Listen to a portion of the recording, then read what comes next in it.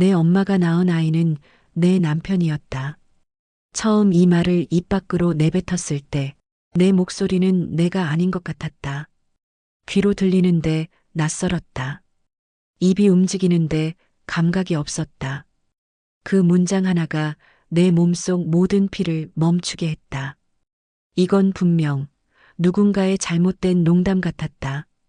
드라마 속에서나 나올 법한 이야기, 절대 현실의 존재에서는 안 될 문장이었다. 그런데 그게 내 이야기였다. 그날은 평범했어요. 오후 내내 비가 추적추적 내렸고 카페 달빛 정원에는 손님이 거의 없었죠. 테이블 위에 놓인 커피잔에서 아직 김이 오르고 있었고 라디오에서는 오래된 발라드가 흘러나왔어요. 커피 머신의 진동음, 창문을 두드리는 빗방울 소리, 그리고 유리창에 맺힌 물방울들이 천천히 흘러내리는 모습. 아무 일도 없는 정말 평범한 오후였어요. 나는 카운터 뒤에서 다음날 쓸 원두를 봉투에 담고 있었어요. 손끝에 닿는 원두의 질감, 은은하게 스며드는 커피 향. 그 향이 유일하게 나를 안정시켜주는 것 같았어요. 그런데 그날따라 이상했어요. 평소처럼 청소를 마치고 돌아서는데 눈에 익은 상자 하나가 보였죠. 엄마가 얼마 전 보내준 짐이었어요. 카페 인테리어에 쓰면 좋을 거야. 그렇게 말하며 건넨 오래된 나무 상자. 그날따라 그 상자가 유난히 눈에 밟혔어요. 왠지 모르게 열어야 할 것 같은 느낌이 들었죠. 아무 이유도 없이요. 상자를 열자 안에는 낡은 앨범과 편지, 그리고 노란 봉투 하나가 들어 있었어요. 봉투는 구겨지고 가장자리가 닳아 있었죠. 거의 사라질 듯한 글씨로 기억이라고 적혀 있었어요. 나는 괜히 웃었어요. 엄마답다. 언제나 감성적인 말을 좋아하던 사람. 그저 옛날 편지겠지 하고 생각했어요. 하지만 봉투를 열자마자 손끝이 멈췄어요. 사진 한 장이 들어 있었어요. 흑백 사진이었죠. 사진 속엔 젊은 엄마가 웃고 있었어요. 그 품에는 갓난아이가 있었고 옆에는 젊은 남자가 서 있었어요. 그 남자가 익숙했어요. 정말 익숙했어요. 눈가의 주름, 웃을 때 입꼬리가 살짝 비뚤어지는 버릇, 턱선을 감싸는 그림자까지. 그건 내 남편이었어요. 처음엔 웃음이 났어요. 닮았네, 닮았다고. 그럴 수도 있지, 뭐. 세상엔 닮은 사람 많잖아. 근데 웃음이 길게 이어지지 않았어요. 사진 뒤에 흐릿하게 적힌 글씨 때문이었죠. 1985년 민석. 내 첫 아이. 그 문장을 읽는 순간 심장이 쿵 하고 떨어지는 소리가 들렸어요. 내 귀 안에서 진짜로. 손끝이 차가워지고 눈앞이 흔들렸어요. 사진이 덜덜 떨리며 바닥에 떨어졌어요. 그 작은 종이 한 장이 바닥에 부딪히는 소리가 그토록 크게 들린 건 처음이었어요. 그날 밤 나는 잠을 이룰 수 없었어요. 남편이 옆에서 자고 있었죠. 평소처럼 고른 숨소리. 그런데 그 숨이 너무 낯설었어요. 그의 옆모습을 보는데 이상하게 아까 그 사진 속 얼굴이 겹쳐졌어요. 내가 사랑했던 그 사람의 얼굴이 이젠 낯설고 무섭게 느껴졌어요. 나는 그날 남편의 서류 가방을 열었어요. 손이 떨렸어요. 내가 지금 뭘 하는지도 몰랐어요. 서류 속엔 영수증, 계약서, 그리고 한 장의 복사된 서류, 출생신고서 사본, 이름 최민석, 생년월일 1985년 5월 12일, 모 박미경, 그 이름 박미경, 내 엄마의 이름. 그 순간 숨이 끊어질 듯 했어요. 세상에 이런 일이 있을 리가 없어. 누가 장난친 거야. 이건 말이 안 돼.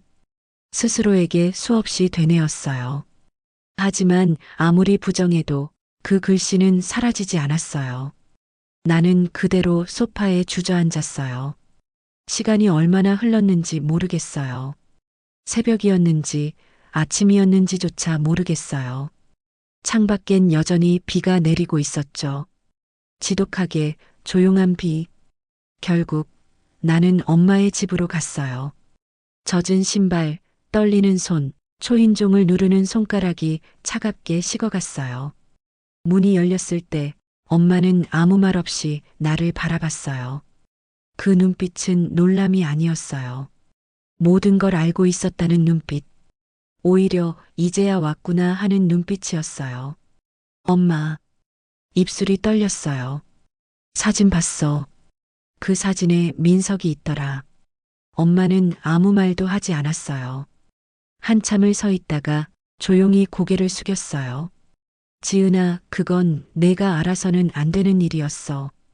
그 말을 듣는 순간 모든 게 무너졌어요. 그동안 믿었던 사랑, 가족이라는 단어, 그 모든 게 거짓처럼 느껴졌어요. 나는 바닥에 주저앉아 울었어요. 그 울음은 소리가 나지 않았어요. 입을 막았는데도 숨이 새어나왔어요. 심장이 찢어지는 것 같았어요. 엄마는 나를 안지 않았어요. 그저 벽처럼 서서 아무 말도 하지 않았어요. 그날 밤 이후 나는 잠들 수 없었어요. 커피 향을 맡아도 속이 울렁거렸고 남편의 웃음이 공포로 들렸어요. 세상 모든 게 낯설고 모든 빛이 거짓처럼 보였어요. 그리고 그때 깨달았어요. 진실은 늘 가까이에 있었어요. 나는 단지 보지 않으려 했던 거예요. 내 엄마가 낳은 아이는 내 남편이었다.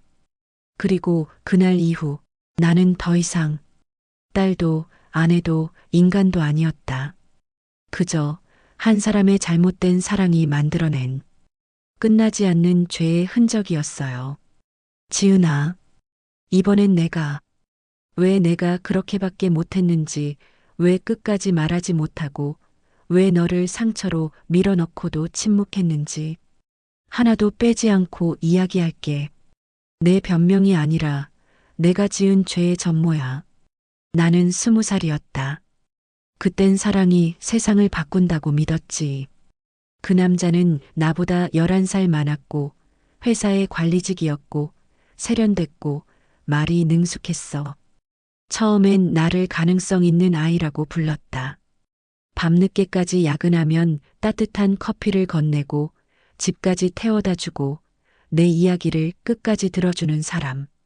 세상에 내 편이 단 한 명이라도 있다면 그가 아닐까 그렇게 믿을 만큼. 하지만 그 밤 사무실에 불이 꺼진 뒤에야 알았어. 그는 내 편이 아니라 내 침묵을 필요로 하는 사람이었지. 문이 닫히고 안쪽 잠금이 걸리는 소리를 나는 아직도 잊지 못해.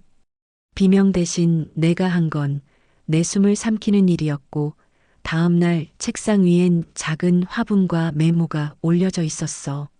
서로에게 상처가 되지 않게 조심하자. 그 말의 뜻을 그때는 몰랐어. 내가 떠나면 내 잘못으로 정리될 거야. 협박인지 충고인지 모를 문장들.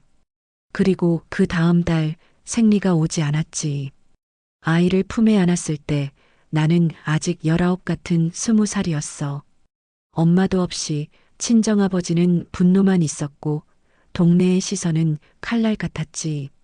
산부인과 접수 창구에서 주민등록증을 내밀 때 창구 직원이 눈썹을 한번 올리고는 낮은 목소리로 물었어. 아버지는요? 그 질문은 당신의 잘못을 묻는 말과 같았어. 보호자가 없으면 수술도, 입원도, 출산비 대납도 어려웠다. 나는 미혼모 보호시설로 들어갔고 그곳에서는 애를 낳고 떠나야만 다음 방에 아이가 들어올 수 있었어. 세상은 우리를 숨기려 했고 제도는 조용히 없던 일로 하자고 설득했지. 그때 받은 종이 몇 장이 있어. 동의서, 개인정보 비공개 요청서, 비밀임양 안내문. 담당 사회복지사는 나를 설득했어. 아이에게도 이게 최선이에요. 좋은 집으로 가면 더 많이 사랑받아요. 그 말은 사실이었다. 동시에 잔인했지. 최선이라는 단어가 내게는 영영 아이를 잃는 대가였으니까. 나는 너무 어렸고 돈이 없었고 배우가 없었고 무엇보다 내 말이 믿어지지 않을 세상이었어. 그 남자가 시켰다고 말해도 사람들은 물었겠지. 증거 있어요? 증거는 언제나 권력 있는 쪽에만 남아. 아이를 보내던 날 나는 이름을 적지 못했어. 이름을 적는 순간 내가 그 아이의 세계를 망가뜨릴지 모른다는 두려움이 들었거든. 시설의 원장은 말했지. 다친 입양이야. 기록은 봉인되고 찾을 수 없을 거예요. 서로를 위해서요. 서로를 위해서 그 말이 내 등에 못이 됐어. 그렇게 나는 서류에 서명을 했고 그 서명은 이후 내 모든 선택을 감시하는 족쇄가 됐어. 세월이 흘러 너를 낳고 우리는 둘이서 버텼다. 버티다 보니 사는 노하우가 생기고 너는 내 죄책감보다 빨리 자랐지. 그 아이의 생일이 돌아올 때마다 작은 케이크를 사서 촛불을 켰다. 누구에게도 말하지 않았고 너에게도 말하지 않았어. 엄마, 누구 생일이야? 너는 그렇게 물었고 나는 늘 같은 거짓말을 했지. 엄마 친구. 중요한 건 내가 그 아이를 찾지 않은 게 아니야. 수십 번 찾아갔다.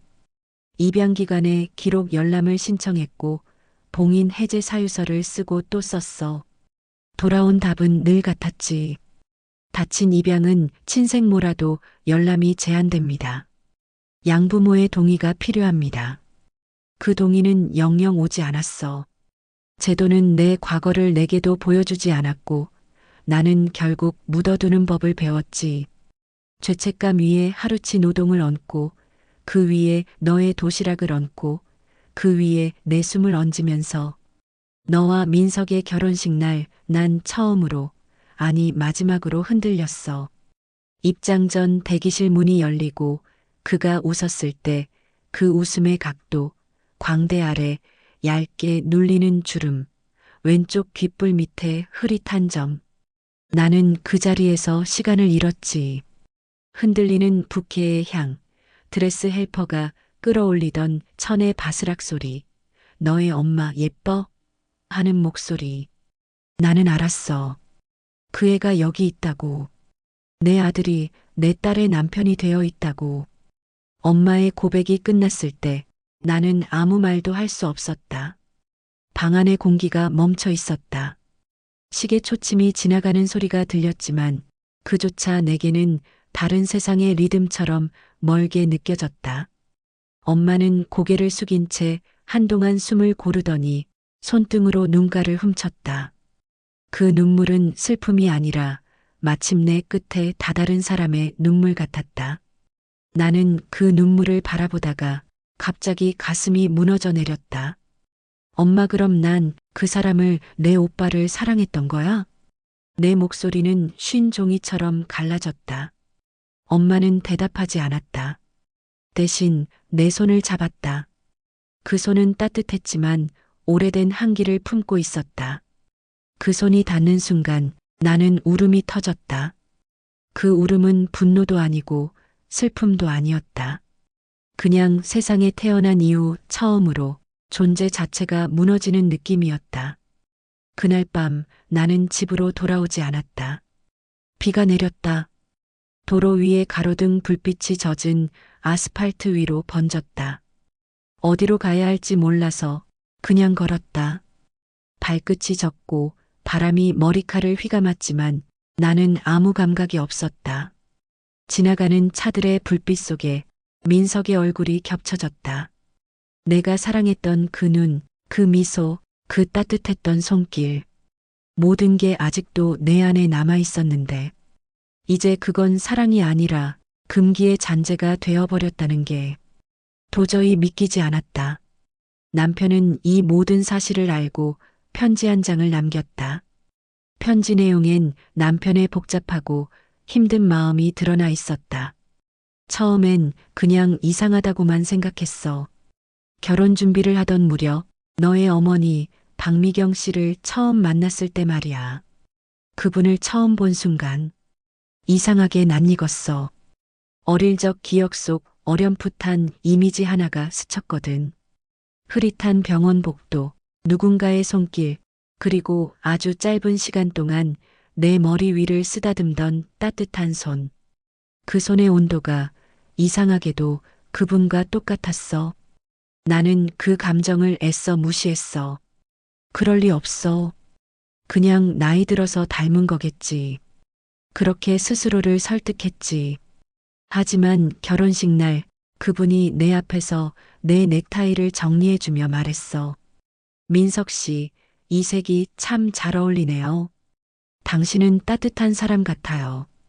그 순간 심장이 이상하게 덜컥했어. 그건 그냥 어른의 인사말이 아니었어. 뭔가 오래된 감정이 섞인 말이었지. 그 눈빛이 나를 너무 오래 바라봤거든. 그때부터였어. 불안이 시작된 건. 며칠 후 혼자 술에 취해 집으로 돌아오다 책장에서 우연히 오래된 서류 봉투 하나를 발견했어. 입양 기록. 양부모님은 나를 늘 친자식처럼 대해주셨지만 나는 예전부터 알고 있었지. 내 이름 앞에 지워진 다른 이름이 있었다는 걸. 봉투 안에는 출생증명서 사본, 생모의 이름이 흐릿하게 남아 있었어. 경. 그 이름을 본 순간 숨이 막혔어. 그게 지은의 어머니 이름이라는 걸. 나는 이미 알고 있었거든. 손끝이 얼었어. 숨을 들이마시려 해도 공기가 들어오지 않았어. 그때 처음으로 세상이 내게서 뒤집히는 소리를 들었지.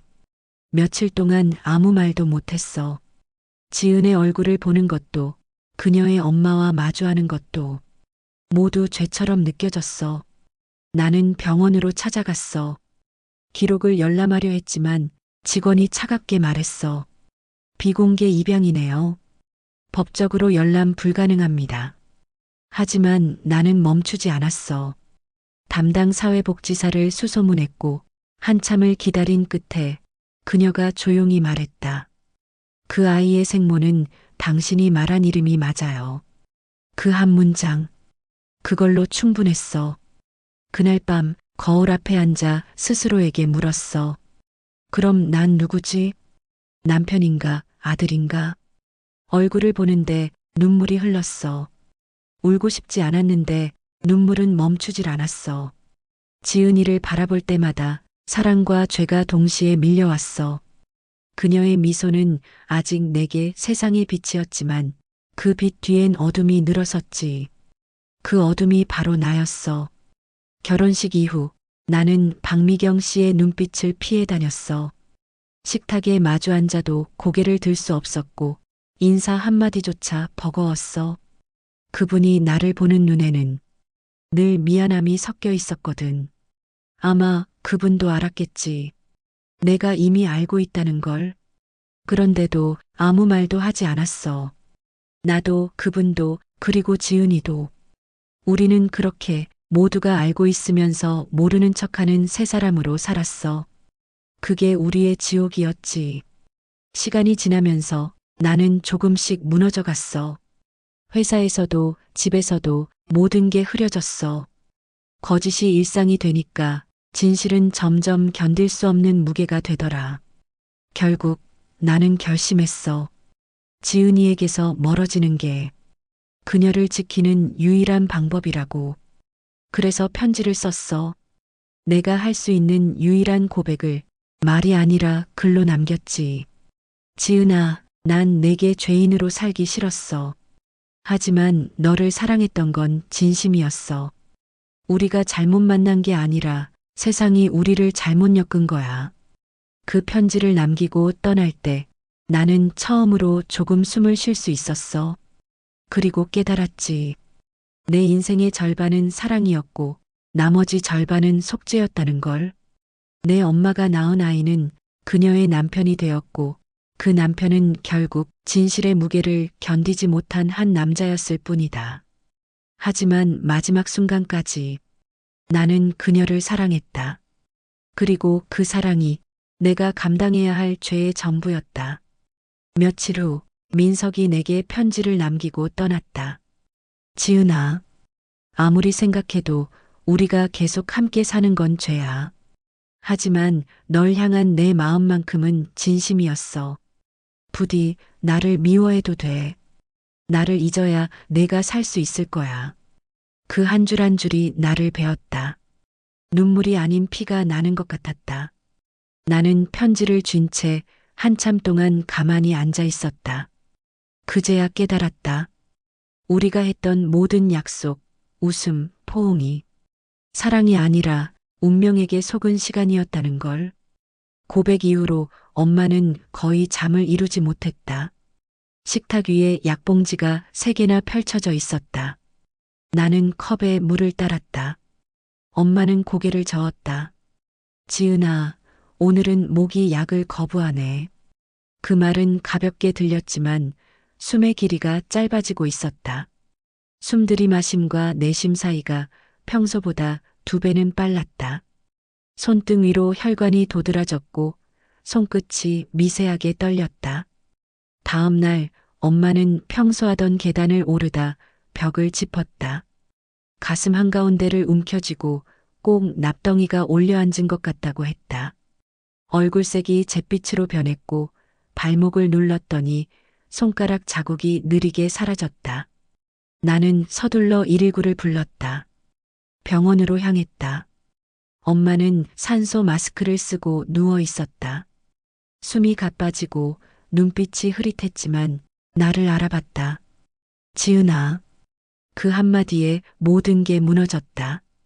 나는 엄마의 손을 잡고 울었다. 왜 나한테 말 안 했어? 엄마는 힘없이 웃었다. 그땐 그게 너를 지키는 길인 줄 알았어. 그 말이 끝나기도 전에 모니터의 파형이 흔들렸다. 의사들이 몰려들었고 나는 문 밖에서 아무 말도 하지 못한 채 유리창 너머로 엄마의 마지막 숨을 봤다. 그날 세상이 조용해졌다.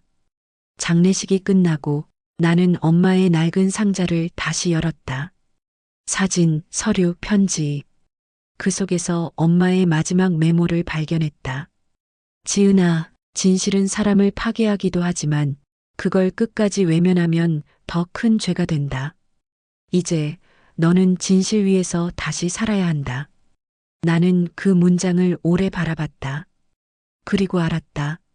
엄마는 평생 도망쳤지만 마지막엔 도망치지 않았다는 걸. 그게 엄마가 남긴 유일한 유산이었다. 나는 카페를 다시 열었다. 이제 커피 향이 더 이상 두렵지 않았다. 커피는 여전히 쓴맛이 남지만 그 쓴맛 속에 진실의 냄새가 섞여 있었다. 나는 매일 녹음기를 켰다. 그리고 내 이야기를, 엄마의 이야기를, 그 아이의 이야기를 천천히 기록했다. 이건 침묵의 대가로 살아온 3사람의 이야기입니다. 그리고 오늘 나는 그 침묵을 끝내려 합니다. 그 목소리가 내 스스로에게 닿았을 때 비로소 숨이 쉬어졌다. 내 엄마가 낳은 아이는 내 남편이었다.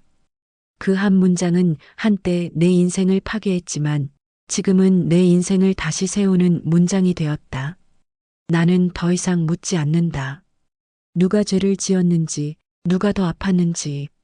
진실은 어느 한쪽의 잘못이 아니라 사랑이 길을 잃은 한 시대의 초상이라는 걸 알게 되었으니까. 엄마는 침묵으로 나를 지키려 했고 나는 침묵을 깨서 스스로를 구했다. 그게 우리가 서로에게 남긴 마지막 역할이었다. 이제 나는 매일 아침 커피 향이 퍼지는 카페 문을 연다. 엄마가 남긴 잿빛 컵을 닦으며 그 안에 비친 내 얼굴을 본다. 그 얼굴엔 상처가 남았지만 이제는 그 상처마저 나의 일부로 받아들인다. 어쩌면 인생이란 용서가 아니라 이해로 끝나는 건지도 모른다. 우리는 결국 각자의 방식으로 서로를 사랑했고 서툴게 상처를 남겼고 늦게나마 그 의미를 알았다. 그래서 나는 오늘도 녹음기를 켠다.